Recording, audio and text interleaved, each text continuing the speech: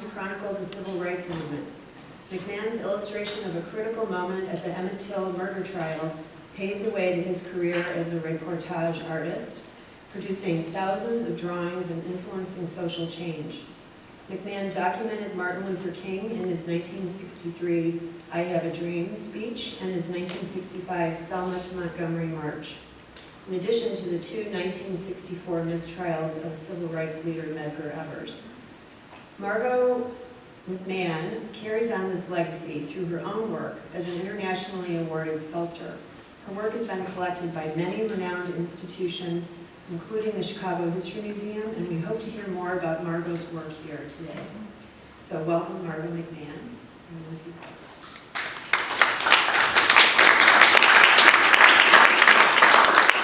And we're also delighted to have Christopher Benson with us today. He is an associate professor of journalism at Northwestern University. Professor Benson has co-authored 2 books based on his research on Emmett Till. The first, with Mamie Till Mobley, is Death of Innocence, the story of the hate crime that changed America. It's the account of the historical significance of the 1955 lynching of Till Mobley's son, Emmett Till. And a second book with the Reverend Wheeler Parker Jr. is A Few Days Full of Trouble, Revelations on the Journey to Justice for My Cousin and Best Friend, Emmett Till. It documents the last phase of the investigation of Emmett Till's lynching with new information from the author's 4-year ride-along with the FBI, the U.S. Department of Justice, the U.S. Attorney for the Northern District of Mississippi, and the Mississippi District Attorney. Professor Benson currently serves on the board of directors of the nonprofit Emmett Till and Mamie Till Mobley Institute. He is a member of the Facing History Board of Scholars and is a senior advisor here for the Chicago History Museum. And we welcome you warmly.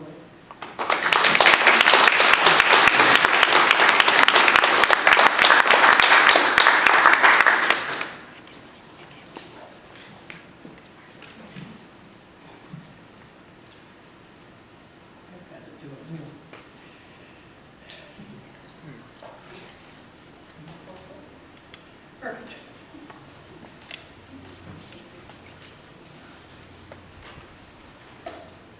Thank you for being here. I'm honored to speak with the esteemed Christopher Benson. Thank you, Melinda, for hosting. And thank you to Charles Bethia for ensuring Dad's art is seen and the trial remembered through the Chicago History Museum's online book written by curator Joy Vivens. My father, Franklin McMahon, a Chicagoan called Mac, is uniquely skilled to cover the Emmett Till Trial for Life magazine in 1955. His published internationally full-page spreads of artwork have played a key role in the spotlighting the injustice of the trial and galvanizing activist leadership to advance the civil rights movement.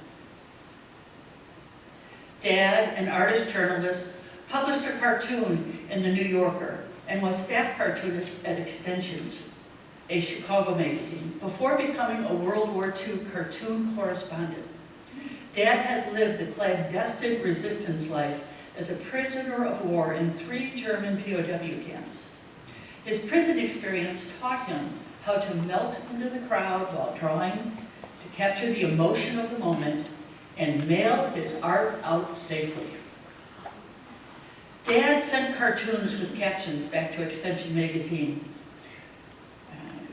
from Navy pilot and Army navigation training throughout eastern United States, Molesworth, England, and Army base, POW Camp Stalag 3 with the Tuskegee Airmen, Stalag 13D with Lieutenant Robert Hughes, and Wehrmacht 7A that Patton's Third Army liberated in April of 1945. That training under dire straits taught him to recognize and draw the historic moment of Mose Wright standing up and pointing to the perpetrators, Milan and Bryant. In September of 1955, Dad was assigned by Life magazine editor Edward K. Thompson, who was also a World War II veteran, to draw the Emmett Till Trial in Sumner, Mississippi. Cameras were not allowed in the courthouse.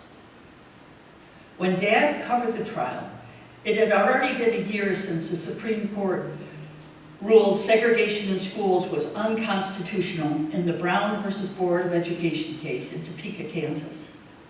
In June of 1955, Dr. Martin Luther King finished his PhD in systemic theology at Boston University. As a young artist and writer, I learned journalists risk their lives to smuggle horrific stories from southern states of lynching, injustice, illegal racism, and oppression. I didn't make the connection that my father, a man of few words, was one of them. My 6 older brothers and sisters were home with Mom, Irene, when Dad settled into a hotel in Sumner, Mississippi. The youngest son was taking his first steps. The oldest son was 8 years old. Mom had been trained for justice with Saul Alinsky's grassroots organizing in high school. Mom might have thought there was no choice. Dad had to cover the trial. I imagined what that morning was like for Dad, who woke at dawn to prepare. The early bird gets the worm, he often said. From our road trips to family vacations, I know my father's preparation for a day of drawing.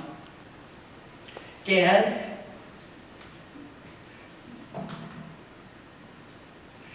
had landed in Sumner County, Mississippi to draw the September Emmett Till trial. He sat over the wastebasket, pushing a sharp, one-sided razor through the soon-faceted wood of his very black graphite pencil, then lightly shaved a sharper point. Another pencil and another were sharpened until he filled the breast pocket of his white dress shirt. Tips up. He would hide his tools beneath his suit coat. The inside coat pocket held his Life magazine press credentials. It was too early to call Irene, maybe after breakfast and before the kids were awake. He pulled the rubber erasure apart, squished it together, and pulled it apart to clean it from yesterday's erasure. As dawn lightened the sky through the narrow blinds, Max slipped on his suit, tightened his knit tie, and walked downstairs for a continental breakfast of coffee, toast, and orange marmalade. These Southerners are still peeved about last year's Brown versus the Board of Education decision, Mac thought as he stepped out into the humid dawn. He stayed a few blocks from the red brick county courthouse with a clock tower that sounded 6:30 a.m. I know Dad would have arrived early at the Sumner courthouse to sketch the scene before drawing the characters and actions that take place during the theater of the trial. As soon as the courthouse doors opened, he flashed his credentials and found a seat in the middle of the empty, white press section. With his sharpest pencil, he drew the jurors' seats and the witness stand, the door and the chambers and the judges' bench surrounded by the United States and Mississippi flags. He was drawing the stage for what would become 5 days of court theatrics and 67 minutes of the jury's decision. Mac was jostled in the press section, began to fill, and the spectators shuffled into courtroom and gallery seats. From a lone crow to a sparrow amongst a flock of birds. He mused about being a journalist and erased a stray line caused by a reporter who bumped into his elbow. "Hey, Mac, sorry," the reporter said with a distinctly Chicago accent. The less said, the better, it thus sounded like that. Mac redrew his line, then glanced around to see several press friends settle into seats.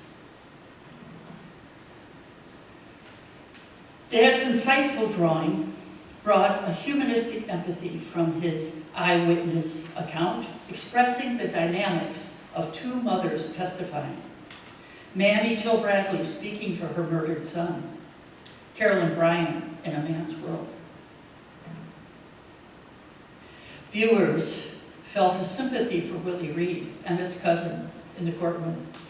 Dad often said a drawing could express much more than a photograph. The drama unfolded about Emmett Till, a black 14-year-old visitor from Chicago, in the last days of August of 1955. Emmett had been taught to whistle to calm his stuttering after he struggled through to ask Mrs. Bryan for bubblegum. He let out a bit of a whistle to calm down. Wrongly accused of flirting with a white female grocer, Carolyn Bryan, Emmett was abducted from his great-uncle Mose Wright's home in Cousin's Bed on August 28th. The trial was held just a few weeks after his murder. Can you identify the men who came to your door? The defense asked. Graphite sketching, the textured paper interrupted the vacuum of breathing as Emmett's great-uncle Mose Wright stood up. With a shaking arm, he pointed to the white men, Roy Bryant and J.W. Malone. There's he. There. It happened. Mac nearly said out loud.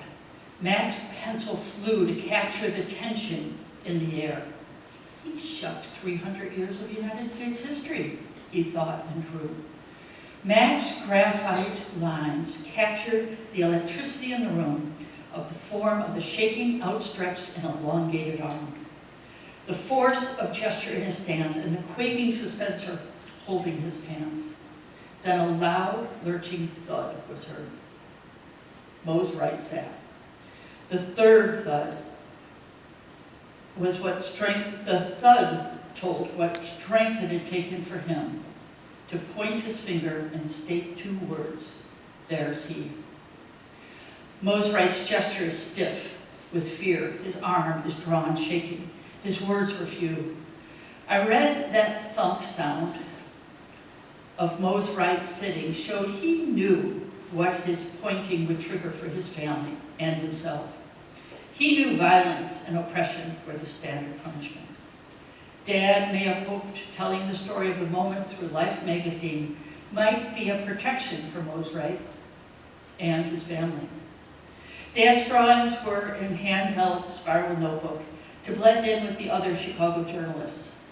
Dad may have slipped this drawing into a brown paper package or the inner pocket of his suit coat to leave the courthouse when the judge called a recess.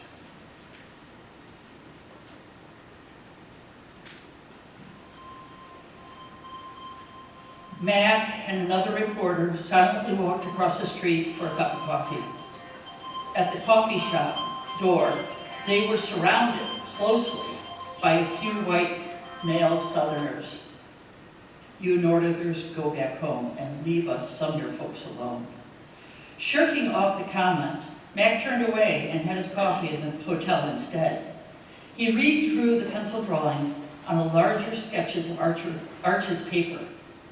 Gotta get to the quiver in his spine, he thought.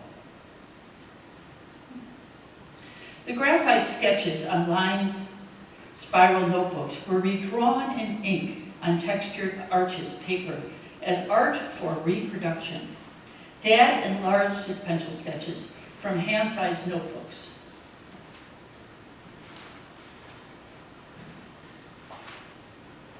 Uh, 20 by 30 inches and 17 by 11 inches, white paper in his Mississippi hotel room. The texture of the paper embellished the unadorned black lines. In these artistic renditions, he brought the action of the courtroom alive, the shaking of Mose Wright's body, Mammy Bradley's testimony surrounded by white Sumner men. Dad chose to draw black lines on white paper, symbolizing the stark contrast of racism. He wrapped in brown paper and labeled the drawings to mail them from the hotel desk by midweek. He knew not to be on the street with his art.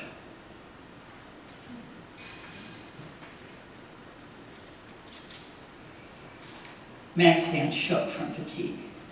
Life had a tight and strict Saturday night deadline. To finish the art on time took long nights and early mornings, then days to mail. Mac mailed the notebooks and drawings from the hotel desk in a brown flag package directly to a New York City home address. From the corner of his eye, he saw the New York Times headline: "The first time in Mississippi history a Negro testified against a Sumner County citizen." Ah, they beat me to it, thought Mac. The cab picked him up from the airport in the motel door, with only his aviator's bag in hand, and not knowing if his drawings would be published. The acquittal of Till's murderers in 1955 exposed the Southern brutal injustice of the Jim Crow era. Mammy Till Bradley wanted the whole world to see her mutilated 14-year-old son and insisted on an open casket at the memorial. Exposing the trial decision internationally was a key spark that incited the civil rights movement. Dad's Life magazine published drawings brought images of the trial defendants, perpetrators, jury, and Mose Wright's courageous pointing at murderers to an international audience. Outraged Americans who had remained on the sidelines galvanized with civil rights leaders for a bolder activist risk.